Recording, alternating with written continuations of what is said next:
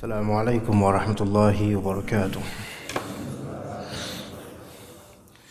Innal hamdalillah nahmaduhu wa nasta'inuhu wa nastaghfiruh wa na'udzu billahi min shururi anfusina wa min sayyiati a'malina may yahdihillahu fala mudilla lahu wa may yudlil fala hadiya lahu. Ashhadu an la ilaha illallah wahdahu la syarika lahu وأشهد أن محمدا عبده ورسوله لا نبي بعده.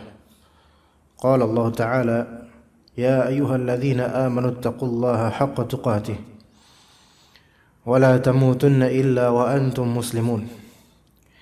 يا أيها الناس اتقوا ربكم الذي خلقكم من نفس واحدة وخلق منها زوجها وبث منهما رجالا كثيرا ونساء واتقوا الله الذي تساءلون به والأرحام إن الله كان عليكم رقيبا. يا أيها الذين آمنوا اتقوا الله وقولوا قولا سديدا يصلح لكم أعمالكم ويغفر لكم ذنوبكم ومن يطع الله ورسوله فقد فاز فوزا عظيما. فإن أصدق الحديث كتاب الله وخير الهدي هدي محمد صلى الله عليه وسلم وشر الأمور محدثاتها وكل محدثة بدعة وكل بدعة ضلالة وكل ضلالة في النار. Amma ba'd. Para bapak sekalian yang dirahmati dan diberkati oleh Allah Azza wa Jalla, di antara fitnah terbesar adalah fitnah asy-syuhrah. Di antara kesedihan sebagian dari kita di belakangan hari tentang dakwah ini adalah betapa sulitnya menyelamatkan diri dari keterjerumusan dalam fitnah syuhrah, yaitu fitnah popularitas, yang mana di dalamnya tidak mengenal antara yang alim dan jahil. Siapapun bisa terjerumus dan kesulitan untuk keluar darinya. Sementara para salaf kita, mereka mentahdzir, mewanti-wanti diri mereka dan kaum muslimin akan satu fitnah ini, yaitu fitnah syuhrah, fitnah popularitas, yang dengannya seseorang akan memalsukan dirinya di hadapan orang-orang yang diharapkan pujian mereka dan rasa cinta mereka kepadanya. Dengannya seseorang memalsukan apa yang ada di kalbunya, tidak sesuai dengan apa yang di lisannya, tidak sesuai dengan apa yang disikapnya. Ketika kalbunya ada sekam keburukan, namun lisan dan kelakuannya menunjukkan seolah-olah baik. Maka Ibnu Qayyim al-Jauziyah rahimahullah dalam salah satu kitabnya, yaitu I'lam al-Muwaqqi'in, di salah satu pasal atau bab atau subbab atau kalimat beliau, satu paragraf, menyinggung masalah khusyu' an-nifaq, yaitu kekhusyuan kemunafikan, yang mana beliau kemudian menyebutkan hikayat dari sebagian salaf bahwasanya mereka mengatakan dan memohon kepada Allah Azza wa Jalla, a'udzu billahi min khusyu'in nifaq. Saya memohon kepada Allah Azza wa Jalla, saya memohon perlindungan kepada Allah Azza wa Jalla dari kekhusyuan yang munafik. Yang dimaksudnya adalah, yaitu ketika diri ini dipoles-poles, ya, demi kecintaan orang, demi disukai oleh orang, dan banyak hukum syar'i terlanggarkan demi orang, demi pandangan orang. Jazakumullah khairan. Ketika dakwah sunnah ini Allah Subhanahu wa taala sebarkan, mudahkan di bumi Allah Azza wa Jalla, dan Allah taala berkahi dakwah ini, maka sebagaimana kita mengenal dunia, bahwasanya di ladang dunia ini tidak ada kebaikan melainkan pasti ada tumbal dan ujian. Maka ketika dakwah sunnah ini semakin merebak, maka di situ pula ada ranjau-ranjau dan fitnah, yang mana setiap dari kita, baik dai ataupun mad'u, baik jemaahnya maupun ustaznya, itu harus selalu mengantisipasi diri masing-masing dari ranjau-ranjau ini. Maka semakin meninggi menuju puncak, maka semakin keras hantaman dari angin, dan juga semakin samar ranjau-ranjau itu. Dan di antara ranjau yang paling samar namun paling berbahaya, karena berkaitan dengan berkaitan dengan hal yang berlawanan dengan apa yang selama ini kita dakwahkan, yaitu tauhid, berkaitan dengan syirik. Syirik itu tidak hanya sebatas kita bertabaruk di kuburan, meminta kepada wali, ghulu kepada wali-wali di kuburan, atau menyembah berhala. Tidak sebatas itu. Perkara syirik yang justru kata Nabi SAW, inna akhwafa ma akhafu alaikum min fitnatid dajjal asyirkul khafi. Yang lebih aku takutkan terhadap kalian, wahai para sahabat, ini sahabat yang ditegur, dibandingkan dengan fitnahnya Al-Masih Ad-Dajjal. Karena mungkin kalau Al-Masih Ad-Dajjal keluar, para sahabat itu tidak akan mempercayainya saking teguhnya iman mereka. Tapi ada yang lebih Rasulullah takutkan terhadap para sahabat, menimpa para sahabat, yaitu asyirkul khafi. Syirik yang terselubung, syirik yang tersembunyi, syirik yang seolah-olah itu tidak terlihat padahal terasa dia ada kesyirikan. Apa itu? Yaitu Nabi SAW mencontohkan, di antara contohnya adalah yaitu engkau salat mempercantik salatmu karena pandangan manusia, karena ketika dilihat oleh manusia. Dan para ulama mereka menghindari syuhrah, kendati pun mereka juga tetap aja banyak yang terkenal karena qadar Allah. Tapi itu bukanlah sesuatu yang mereka cita-citakan sama sekali. Kalau kita melihat di beberapa kitab-kitab sunan musnadah, yaitu kitab-kitab sunnah yang bersanad, di antaranya kitab, walaupun ini bukan kitab sunnah dari segi isinya hadis-hadis saja, melainkan ini isinya banyak perkataan salaf. Di antaranya kitab Rawdatul Uqala. Rawdatul Uqala karya Ibnu Hibban Al-Busti rahimahullah taala, Ibnu Hibban rahimahullah. Yang mana di kitab itu ada juga satu bab atau pasal berkaitan dengan bahayanya hubbus syuhrah, bahayanya cinta popularitas.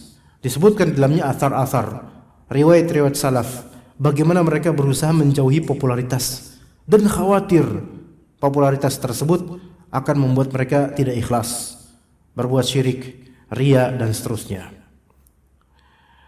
Makanya akan sangat kita sayangkan untuk diri kita ini, jemaah sekalian, baik sebagai dai ataupun sebagai jemaah, ketika popularitas dakwah sunnah ini seolah terlihat berkah, tapi ternyata di dalamnya ada bala dan musibah yang besar untuk dai-dai. Dan musibah itu lebih disayangkan lagi ketika sangat jarang ada yang menasehati atau mengingkarinya, baik secara sendiri ataupun secara terang-terangan. Yang mana ini adalah kemunduran dakwah, ya jemaah sekalian, bukan kemajuan sama sekali. Allah, bukan kemajuan. Kemajuan dakwah ini bukan kuantitasnya belaka, melainkan kita melihat bagaimana salaf kita, mereka adalah golongan atau firqah mithaliyah, mereka adalah golongan teladan kita. Bagaimana mereka menjauhi syuhrah, popularitas, dan khawatir akan semua itu. Maka ketika kita melihat beberapa ustadz kita, guru-guru kita yang Allah Ta'ala uji, dan semoga Allah Subhanahu Wa Ta'ala maafkan kita dan mereka, dan juga ampuni kita semua, diuji dalam masalah ini, kita kasihan, miskin, diperalat oleh beberapa event organizer, ya, diperalat oleh mereka, yang mereka bukanlah tullabul ilm, bukan penuntut ilmu, para IO ini. Mereka hanya mengundang ustaz, mengatur ustaz, dan kemudian mempublish kegiatan-kegiatan ustaz. Dan akhirnya terjadi fitnah, yang mana ini bala fitnah yang kita melihat kasihan, yang sampai ada seorang alim, ada di antara ulama mengatakan, idza ra'aita mashhuran faqul lahu alhamdulillahilladzi afani mimma ablakallah wa faddalani ala katsirin min ibadihi tafdhila. Ketika engkau melihat seorang yang populer, maka katakanlah kepadanya, alhamdulillahilladzi afani mimma ablakallah. Segala puji bagi Allah Ta'ala yang telah menyelamatkan saya dari fitnah, dari musibah yang telah menimpamu. Dan segala puji bagi Allah yang telah memberikan saya keutamaan di atas banyak dari hamba, keutamaan yang besar. Kalimat alhamdulillah sampai akhirnya ini, kalau kita tahu itu adalah kalimat sunnah, doa dari Rasulullah SAW yang dianjurkan ketika kita melihat orang tertimpa musibah. Ketika kita melihat orang tertimpa musibah, kita kan alhamdulillahilladzi afani mimma ablakallah. Segala puji bagi Allah yang telah menyelamatkan saya dari fitnah dan musibah yang melanda dirimu. Itu di antara sunnah Nabi SAW. Sampai ada seorang alim mengatakan begitu, jika engkau melihat seseorang populer, maksudnya dia itu lagi kena musibah popularitas. Musibah popularitas bukan semata-mata fulan, ustadz fulan lagi difitnah atau dihalang-halangi kajiannya. Ini fitnah, di antara fitnah. Tetapi di antara fitnah yang lebih besar dari itu adalah apa? Ketika seseorang itu diuji betul-betul kesulitan untuk keluar dari jurang riya dan syuhrah. Dan ini berbahaya sekali jemaah sekalian. Lebih berbahaya. Wallah, kalau misal saja kajian di masjid ini yang dirahmati Allah, masjid yang berkah ini, misal saja ada pihak yang mengganggu kemudian mengusir, misal, kita masing-masing akan mengintrospeksi diri. Tetapi ketika kita terjelembab dalam fitnah popularitas, sulit untuk introspeksi diri. Bahkan justru kita menikmatinya. Dan ini adalah musibah dan azab. Yang kata Ibnul Jauzi rahimahullah dalam kitab Saidul Khatir, sesungguhnya di antara azab terbesar atau hukuman terbesar, hukuman terbesar pada hamba adalah ketika dia tidak merasa bahwasanya dirinya sedang dihukum atau diberi musibah, tidak merasa. Kemudian apa yang terjadi belakangan ini jemaah sekalian? Dan ini sebagai tanbih, kita jangan terperdaya dengan banyaknya orang-orang yang hendak ke kajian sunnah, dan jangan terperdaya dengan itu. Jangan terperdaya hanya dengan kuantitas semata, karena boleh jadi itu bisa menipu daya diri kita. Lautan-lautan audiens itu adalah mungkin taufik dari Allah, tapi sekaligus musibah, sekaligus ujian dan bala bagi siapapun yang terkena.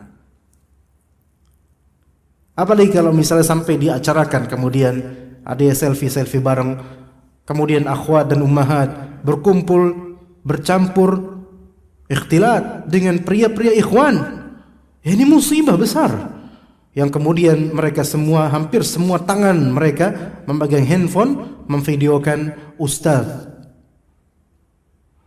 Ya mungkin ustaz diposisikan dengan terpaksa seperti itu, yang tidak bisa lari kemanapun. Siapa yang mengatur hal seperti ini? Ini yang disebut musibah. Dan wallahi ini tidak ada contohnya dari salaf. Bahkan salaf menentangnya. Sebagaimana Abdullah bin Mas'ud radhiyallahu anhu, ini sebelum kita masuk ke dalam ini jemaah sekalian, karena ini temporary sekali, sangat relevan sekali untuk saat-saat ini untuk memberikan tanbih hal seperti ini. Kendati pun siapa, yang penting lisan kita lisanul haq, lisan kebenaran, bukan siapapun. Abdullah bin Mas'ud radhiyallahu anhu, beliau keluar rumah untuk pergi ke suatu tempat, entah ke masjid atau ke tempat lainnya. Maka kemudian beberapa dari kalangan tabi'in, dari kaum muslimin, itu kemudian mendekati beliau dan jalan di sekitar beliau. Mungkin ada yang di samping dan ada yang di belakang.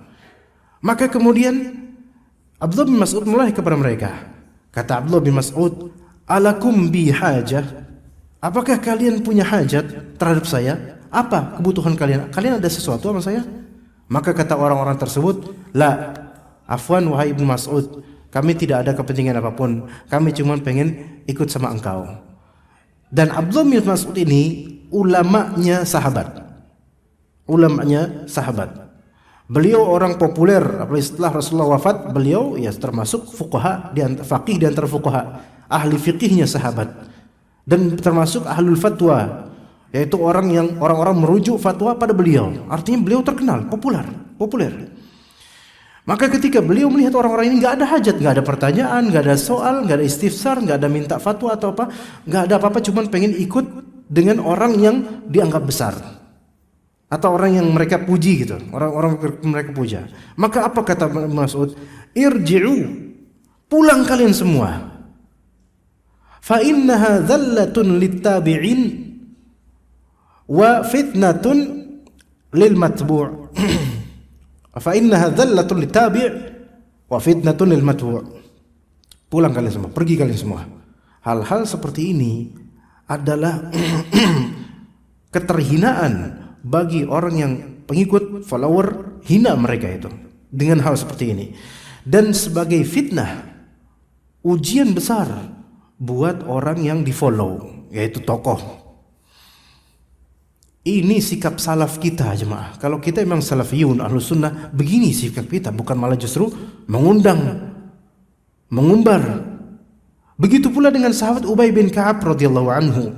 Kalimatnya sama, serupa, keterjadian serupa. Jangan kalian ikut aku kalau kayak gini.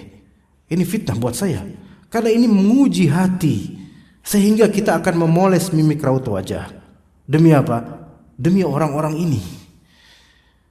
Maka jemaah sekalian rahimakumullah, ketika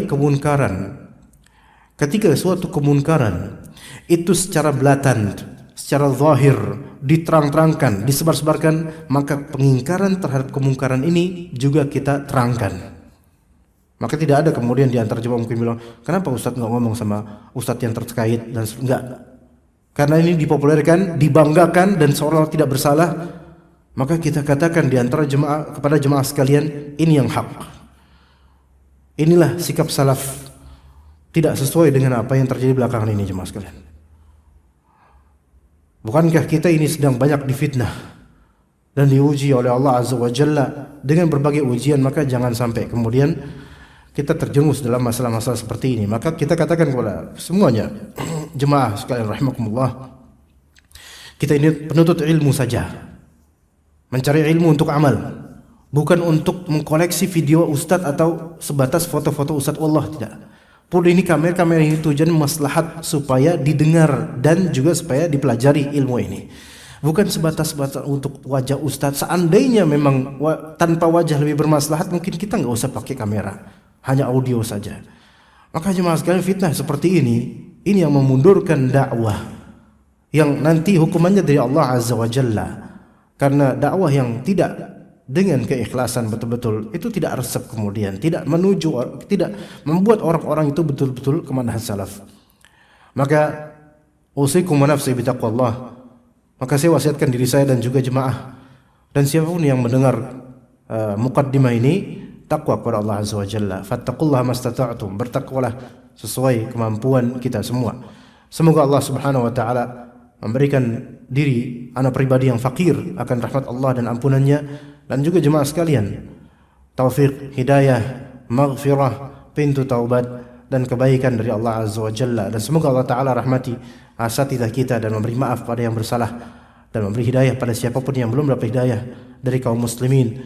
Ya, semoga Allah taala merahmati kaum muslimin. Wallahi jemaah sekalian, bapak-bapak, tidaklah terbit dari lisan ini hal-hal seperti ini dari yang saya tuturkan secara kondisional, aksidental, melainkan karena kekhawatiran diri saya akan diri saya pribadi dan juga jemaah sekalian akan keterperdayaan yang banyak tidak disadari oleh kalangan awam dari ahlus sunnah.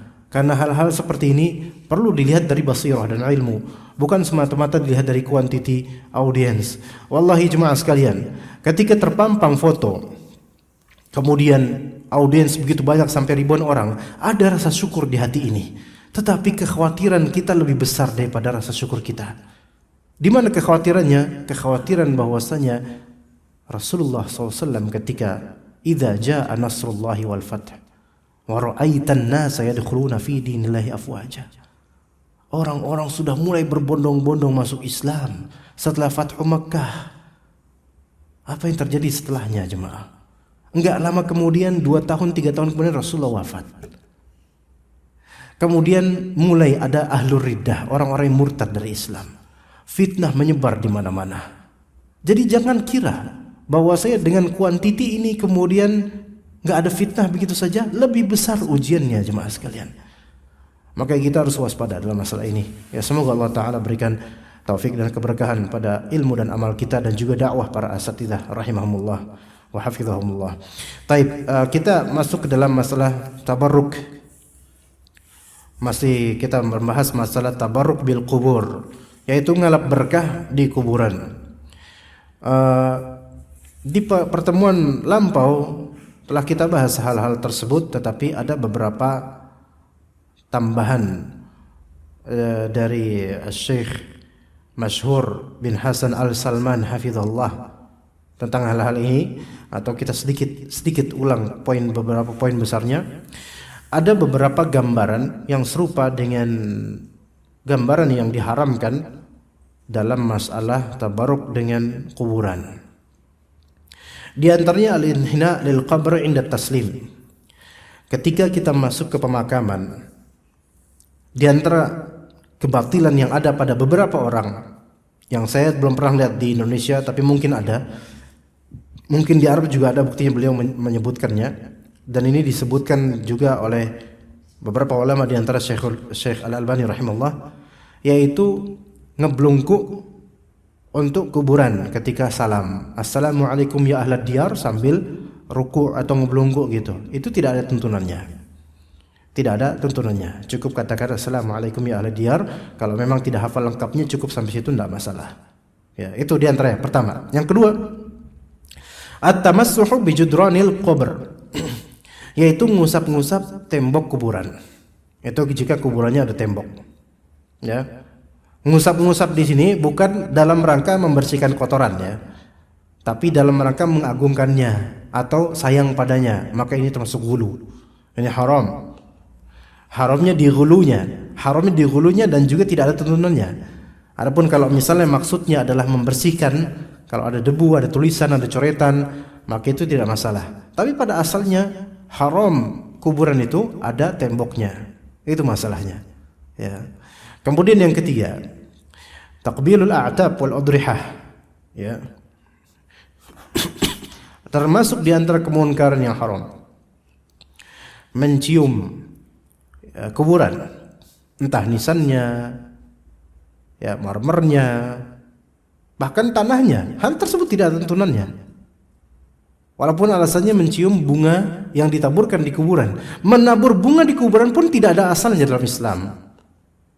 Jadi sebenarnya kebatilan itu banyak sekali yang terjadi di kuburan-kuburan kaum muslimin di negeri ini dan negeri Arab juga. Kecuali mungkin Saudi Arabia jarang terjadi hal seperti ini. Kemudian di antara kebatilan yang terjadi, dan di Indonesia juga beberapa kali terjadi, bahkan di antara politikus juga melakukannya, as-sujudu lil qabr, sujud ke kuburan. Ini sujud ke kuburan yang seperti yang sudah saya pernah sampaikan, ada dua kemungkinan. Imma dia maksudnya semata-mata hanya sebagai mengenang hormat, dan ini berbahaya, atau imma dia memang bermaksud menyembah. Kalau ini sudah jelas sepakat kufur akbar, syirik besar. Taib, adapun yang sebatas sujud karena hormat, tahiyyah, greetings, penghormatan saja, maka khilaf di antara ulama. Ya, khilaf di antara ulama. Jadi ada dua macam. Orang yang sujud ke kuburan ada dua macam. Yang satu sujud tahiyyah, sujud penghormatan. Yang kedua sujud ibadah atau ta'abbud. Kalau yang kedua ini jelas ya, sujud ta'abbud atau sujud ibadah, ini jelas kufur akbar, syirik besar, keluar dari Islam seketika langsung. Adapun kalau misalnya sujud tahiyyah karena rasa hormat terhadap orang yang di situ, maka ini khilaf di antara ulama. Ada ulama yang mengatakan bahwasanya itu adalah wasilah menuju syirik, tapi bukan syirik. Wasilah menuju syirik, tapi bukan syirik, belum sampai syirik, tapi ini wasilah menuju syirik. Ada yang mengatakan bahwasanya ini udah termasuk syirik khalas. Ini sudah termasuk syirik, baik besar atau kecil, pokoknya bentuk sujud ke kuburan itu udah syirik. Itu pendapat kedua. Oke, katakanlah bahwasanya ini adalah sebatas greetings, karena awamnya orang-orang Indonesia, awamnya jemaah misalnya, dan memang diajarkan oleh guru-guru mereka seperti itu sebagai penghormatan pada kiai almarhum ini, maka udahlah sujud aja di kuburannya misalnya, atau taklid buta, membeau saja, ikut-ikutan saja, maka mungkin ini hanya bermaksud tahiyyah. Tetapi ini tetap wasilah atau dzari'ah ila syirik, yaitu wasilah berpotensi menuju ke kesyirikan, tetap tidak aman dan tetap haram. Tetap haram. Dalam syariat Nabi Muhammad SAW, sujud kepada selain Allah atau di hadapan yang bukan Allah Ta'ala syariatkan, maka itu haram. Ya, haram. Sebagaimana Nabi SAW mengatakan, seandainya diperbolehkan di kaumku, di umat Islam ini sujud, maka akan aku perintahkan seorang istri sujud kepada suaminya, saking besarnya haknya suaminya. Inilah diantara dalil yang menjadi titik berat bagi ulama yang tidak langsung menghakimi syirik. Ya, karena begini, ada dua alasan. Alasan pertama, seandainya sujud kepada selain Allah, ya, sujud bukan sujud menyembah ya, sujud karena hormat, itu langsung dihukumi syirik. Maka bagaimana dengan sujudnya malaikat kepada Nabi Adam? Bagaimana sujudnya bapaknya Nabi Yusuf dan putra-putranya bapaknya kepada Nabi Yusuf? Kan mereka sujud juga, ya, sujud kepada Nabi Adam, malaikat, dan keluarga sujud kepada Nabi Yusuf alaihissalam. Ya, taib. Bukankah itu sujud? Iya. Itu syirik nggak? Enggak, karena Allah yang perintahkan. Taib. Bukankah syirik itu masalah akidah? Iya. Tauhid, masalah tauhid. Lah, Nabi Muhammad SAW syariatnya melarang sujud kepada selain Allah. Kepada orang tua dilarang, kepada suami dilarang, kepada wali dilarang, kepada kuburan dilarang. Kalau memang itu adalah syirik, ya, kenapa dulu nggak syirik? Artinya ini kan masalah akidah. Kenapa dalam masalah akidah katanya akidah paten, seluruh syariat, seluruh akidah para nabi sama. Tapi kenapa kok akidah sebelum Nabi Muhammad ini boleh, akidah pas Nabi Muhammad ini nggak boleh? Kenapa ada nasakh, ada penghapusan hukum akidah? Bukankah akidah itu selalu sama? Nah, ini diantara titik beratnya. Ini yang pertama, ya. Yang kedua, yaitu kata Nabi SAW, seandainya dibolehkan bersujud kepada selain Allah, maka, atau ini terjemahan saja, makna saja, seandainya diperbolehkan sujud pada selain Allah, maka aku akan perintahkan istri sujud kepada suaminya. Nah, ini juga titik berat nih. Lah, kalau memang sujud ya kepada selain Allah langsung dihukumi syirik, pasti syirik gitu. Kenapa Rasulullah SAW berandai-andai untuk suatu kemunkaran, suatu kesyirikan? Bisa kena nggak Pak maksudnya di sini Pak? Kalau memang sujud kepada selain Allah itu langsung dihukumi syirik, ya, sujud kepada selain Allah total syirik, kenapa kok Nabi Muhammad SAW mengatakan seandainya, ya, maka aku akan perintahkan istri untuk sujud kepada suaminya. Itu artinya maka aku akan perintahkan istri untuk berbuat syirik pada Allah Ta'ala dengan suaminya, nah, kan gitu. Maka ini menjadi titik berat, ya. Kenapa sebagian ulama tidak langsung memvonis sujud ke kuburan secara total syirik? Enggak semuanya. Kalau memang sujudnya itu ada sisi penghambaan, ya, yaitu penghambaan di sini bahwa saya menganggap bahwasanya orang ini ada sisi rububiyah. Kalau kita enggak sujud, maka dia akan marah misalnya. Maka ini ada sisi ta'abbud. Ini kufur akbar. Tapi kalau sebatas karena ini orang hebat, orang berjasa, orang dan seterusnya, dah kita ini aja sujud. Sujud biasa tanpa ada maksud apa-apa, maka ini divonis oleh sebagian ulama, ini walaupun belum sampai derajat syirik, tapi ini adalah wasilah perantara menuju kesyirikan, dan ini termasuk dosa haram mutlak untuk syariat Nabi Muhammad, dan itu yang sahih. Dan itu wallahu alam yang sahih. Jadi jemaah sekalian, tidak langsung orang yang kita lihat sujud ke kuburan langsung kafir, karena ada khilafiyah di dalam masalah ini. Dan juga pun kalau misalnya kita katakan bahwa saya sujud kepada kuburan itu kesyirikan besar, oke. Tetapi untuk pelakunya tidak langsung bisa kita vonis begitu saja, karena mungkin itulah yang diajarkan oleh guru-gurunya dan mereka tidak tahu bahwasanya itu kesyirikan. Betapa banyaknya guru-guru agama yang justru mengajarkan kesyirikan, mengajarkan khurafat dan seterusnya, ya. Jadi orang-orang keracunan dengan itu, maka diberi uzur karena jahilnya dan salah pahamnya mereka.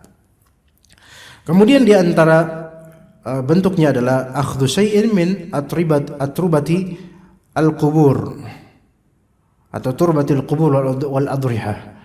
Mengambil sedikit dari turab-turab atau debu-debu kuburan, tanah kuburan, ya, dan pemakaman dan semisalnya. Ini sudah pernah saya kisahkan kalau tidak salah di pertemuan lampau, ya, tentang seorang dari suatu daerah lah di Jawa Timur, ya. Ngambil,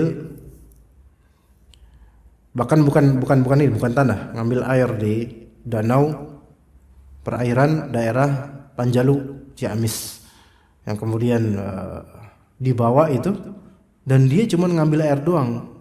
Udah kita sebut aja dari Madura ke Ciamis, Jawa Barat, ngambil air doang untuk dibawa lagi ke Madura, ditaruh di sawahnya, karena diyakini bahwasanya air danau di Panjalu ini berasal dari Mekah. Allah musta'an. Sampai segitunya. Ciamis Mekah tuh berapa lama itu? Air bisa sampai situ.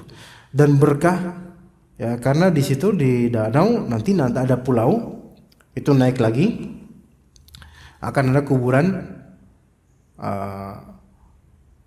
penyebar syiar Islam di tanah Sunda. Bisa Bapak cari itu di Google, ya. Nah, itu diyakini seperti itu. Jadi mengambil tanah atau air baik dari kuburan atau petilasan. Ini semua berasal dari khurafat yang tersebar, ya, bahwasanya air ini dari Mekah. Khurafat. Ini khurafat yang gimana ya? Untuk ketawa aja kita sulit itu, saking nggak ada lucu-lucunya. Kenapa? Dari Mekah, dari mananya gitu. Tapi dipercaya oleh sebagian dari orang. Dan wisata religius di daerah itu subur jemaah. Ya itulah, ya, efek dari ketidakterjagaan masyarakat akan budaya syirik. Ya, belum lagi belakangan ini apa tuh? Pawang hujan.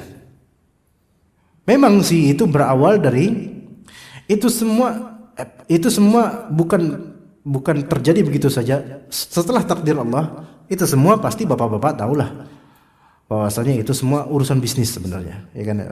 Itu tujuan bisnis.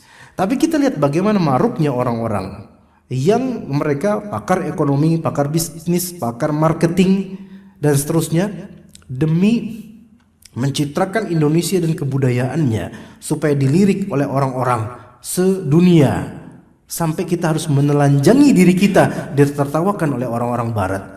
Bahkan oleh orang-orang kita juga pada ketawa dengan semua ini, dengan nonsens ini. Demi apa itu? Hanya demi secari uang sebenarnya. Yang mana supaya kontes tersebut makin populer. Lihat, kita yang nggak pernah nonton kayak gituan, motor-motoran, akhirnya kita nonton juga, minimal lihat lapangannya lah, minimal sirkuitnya. Padahal kita nggak ada interest sama sekali dengan itu. Tapi kelihatan akhirnya kan? Dan kita akhirnya tahu namanya itu apa, kontesnya. Ya.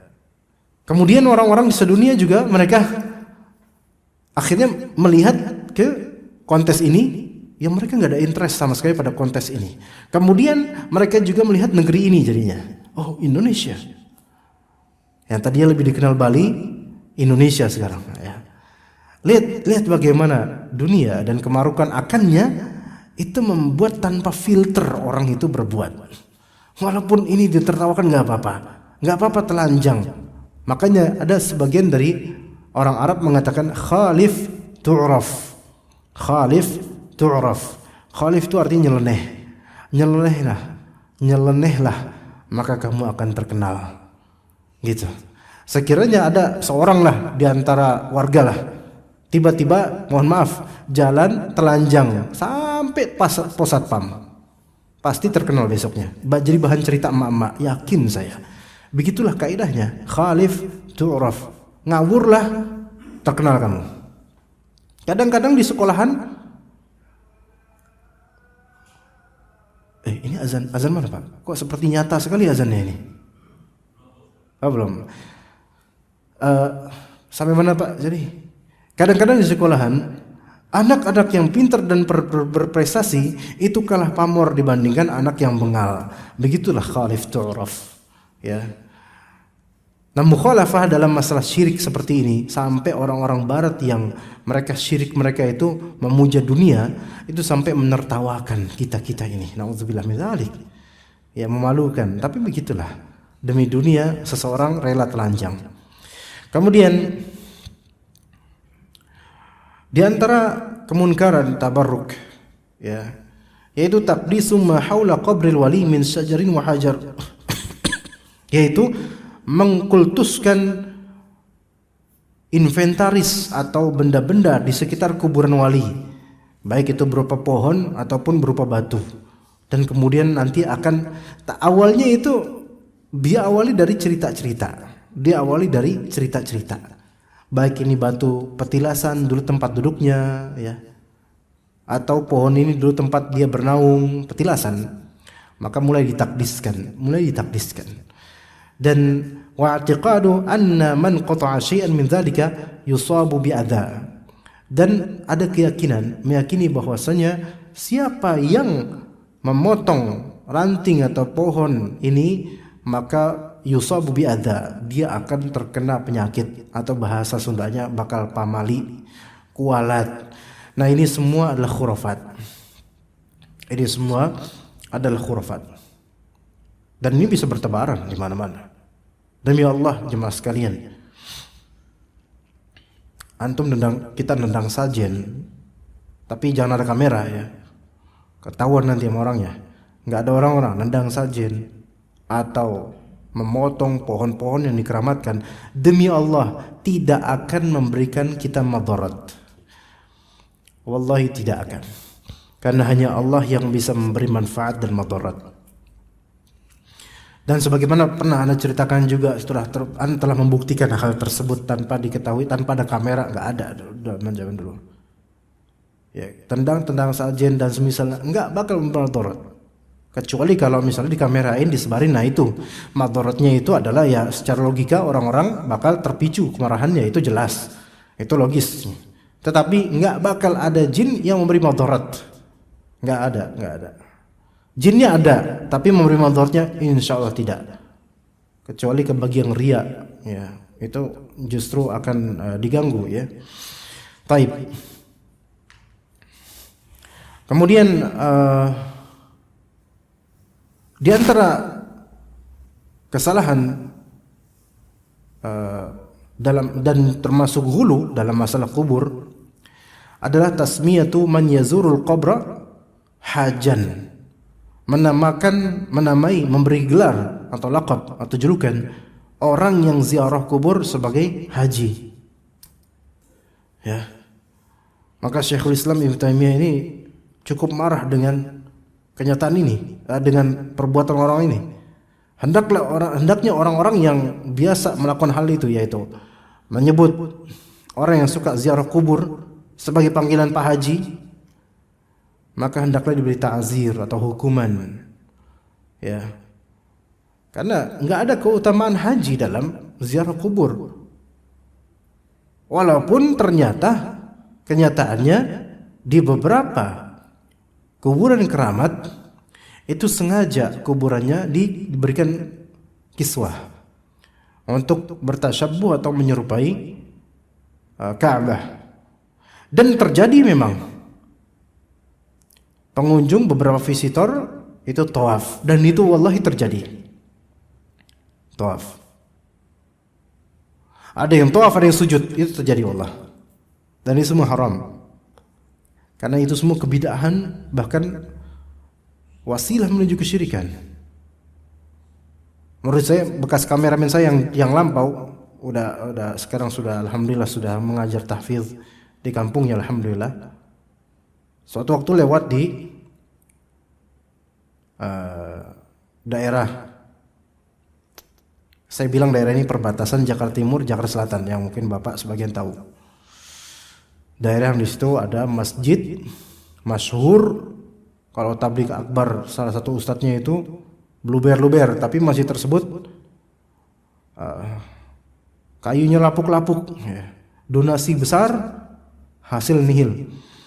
Seberangnya masjid itu ada kuburan, dan di antara kuburan itu ada yang dirumahkan kuburannya. Itu daerah kalau sore macetnya minta ampun.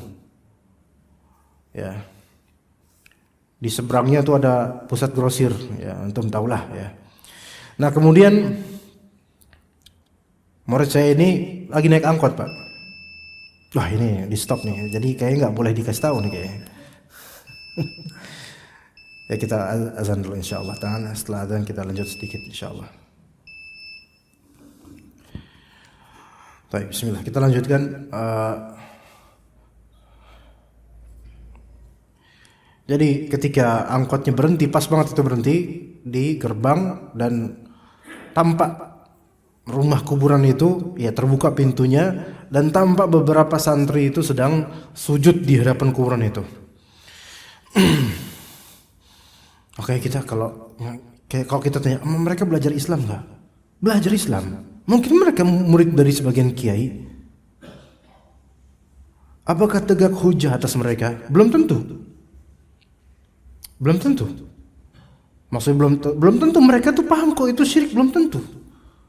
Bahkan yang mereka pahami itulah tabarruk syar'i, ngalap berkah yang syar'i. Karena itulah yang diajarkan oleh guru-guru mereka, dan yang dianggap bahwasanya itulah bentuk adab terhadap guru atau terhadap wali dan seterusnya.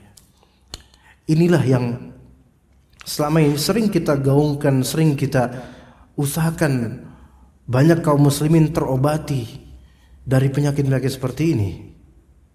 Ya, dan ini bukan tugas yang sementara selesai semua orang dapat hidayah, enggak ya maaf. Karena kita enggak bisa mencabut pohon besar dengan cara langsung mencabut gini, melainkan bertahap dengan proses.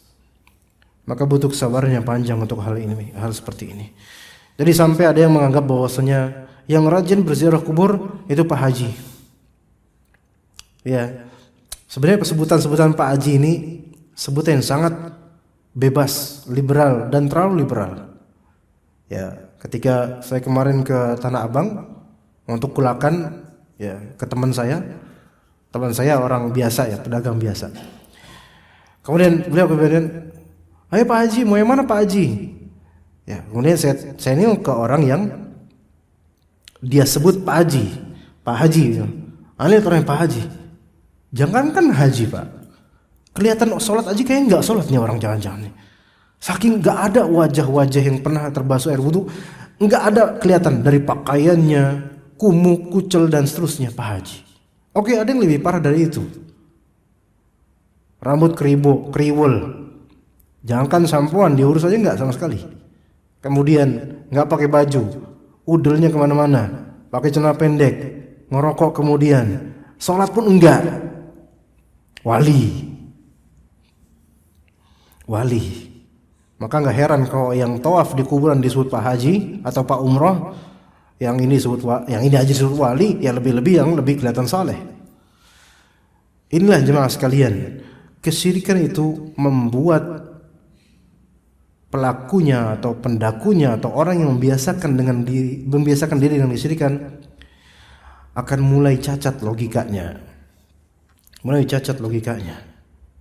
Sekarang tampak orang yang populer tapi menawarkan racun demi racun, menyuntikkan bisa dan venom kepada kaum muslimin dengan khurafat-khurafat, wali ghaus lah, nama ruh lah, dan seterusnya.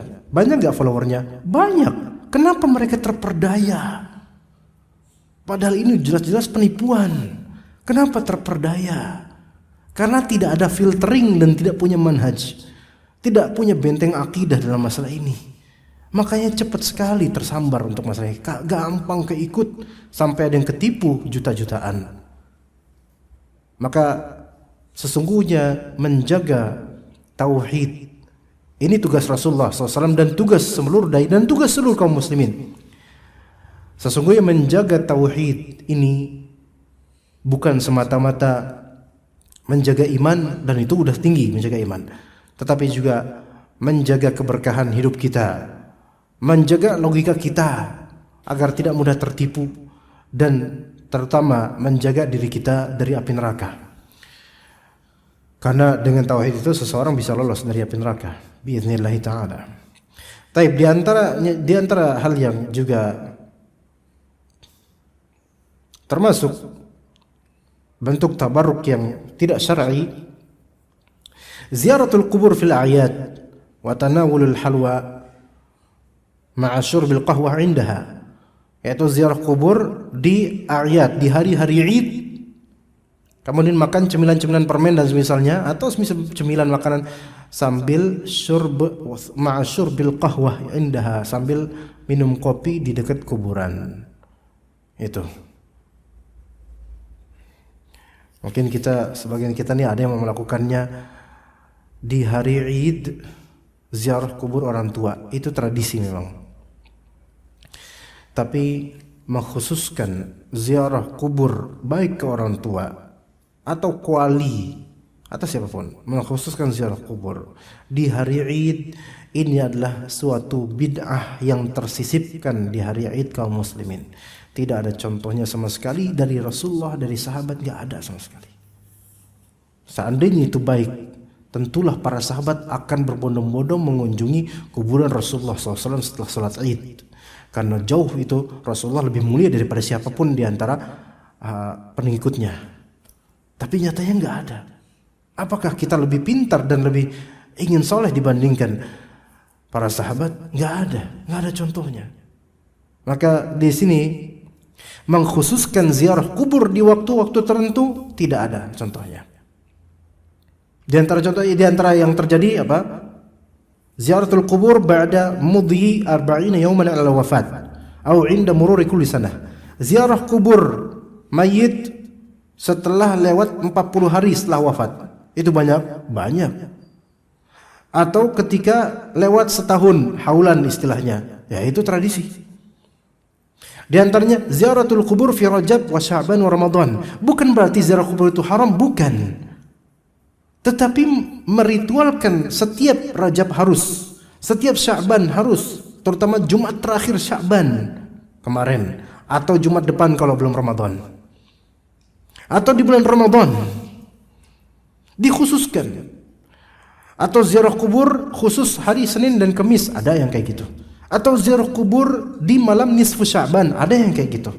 Dan sampai ada yang inqadun nar indaha, sampai ada yang mengobarkan api di dekat kuburan. Ziarah kubur khusus Yaum Asyura ada. Ziarah kuburan bapak atau ibu di setiap hari Jumat itu juga ada. Dan hadis yang berkaitan dengan ziarah kubur bapak ibu di setiap Jumat, hadisnya hadis palsu. Hadis palsu. Ya. Itu semua bukan berarti ziarah kubur tidak disyariatkan, disunnahkan. Tetapi kriterianya itu harus sesuai dengan sunnah Nabi SAW. Tujuan ziarah kubur adalah mendoakan mayit, memintakan ampunan untuknya, dan juga untuk tazkiyatun nufus, untuk melihat diri kita. Kita ini bakal mati nanti. Itu tujuannya. Ya. Itu tujuannya. Tujuannya bukan membacakan Al-Quran di kuburan. Enggak. Kalau sekarang kan kebalik. Ya memang sekarang alhamdulillah pada mendoakan, itu bagus, alhamdulillah. Semoga dijawab oleh Allah doanya. Tetapi nanti ada tambahannya. Yuk kita bacain rotiban yasinan di sini khusus untuk mayit, hadiahkan pahalanya untuk mayit. Ya kita lihat banyak kaum muslimin yang malas baca Quran di rumah. Rumahnya kayak kuburan, kuburannya udah kayak rumah. Rumahnya kayak kuburan karena nggak ada sholat sunnah, nggak ada baca Quran. Di kuburan seolah-olah itu masjid, bacain Quran di situ. Masya Allah, kebalik. Lihat bagaimana syaitan berhasil membolak-balikkan yang sunnah dibalikkan menjadi bid'ah, yang bid'ah dianggap sebagai sunnah. Kebalik, jemaah sekalian. Ini memang pahit bagi sebagian orang. Apalagi kalau ini masa lalunya, pahit. Atau masih dilakukan, pahit. Ini Ustaz ngapain sih ngurus-ngurusin beginian? Iya, kita urusin beginian. Karena justru yang kayak gini yang harus diurus. Kita ingetin orang-orang. Iya. Karena ketika kita melihat ada orang berjalan kemudian dia mau terjatuh kemudian ke jurang, kita diamin, kita jahat. Lebih jahat lagi, kita di depan dia, kita yang nuntun dia supaya ayo sama-sama ke jurang, jahat banget ini orang. Maka di sini kita peringatkan jemaah sekalian, hal-hal seperti ini tidak ada syariat dalam Islam. Ziarah kubur masyru' disyariatkan, tapi mengkhususkan waktu untuknya menjadi hari yang di tiap tahun dilakukan, di tiap bulan dilakukan khusus, maka ini adalah kebid'ahan yang diharamkan oleh Allah dan Rasulnya. Rasulullah SAW bersabda, "Man 'amila 'amalan laisa 'alaihi amruna fahuwa rad." Barang siapa yang melakukan suatu amalan yang tidak ada perintahnya dari kami, maka hal tersebut ditolak. Pahala enggak dapat, yang dapat dosa. Belum lagi dosa jariah jika mengajarkannya kepada anak cucu. Ya, tapi ketika masih jahil, semoga Allah maafkan. Yang penting taubat sekarang dan kemudian minta ampun sama Allah, dan setelah itu benahi, ajarkan orang-orang atau keluarga bahwasanya hal-hal ini tidak ada syariatnya. Minta maaf sama Allah Ta'ala dan juga mereka. Mungkin kita cukup sampai sini. Mohon maaf jika ada kalimat yang kurang berkesan dan tidak berkenan. Yang kita inginkan dari semuanya adalah kebaikan dan segala taufik, kebaikan dan hidayah dari Allah Azza wa Jalla. Dan jika ada keburukan maka begitulah adanya diri kita. Wa sallallahu ala nabiyyina Muhammad wa ala alihi wa sahbihi ajma'in. Subhanakallahumma bihamdika asyhadu an la ilaha illa anta astaghfiruka wa atubu ilaik. Wassalamu alaikum warahmatullahi wabarakatuh.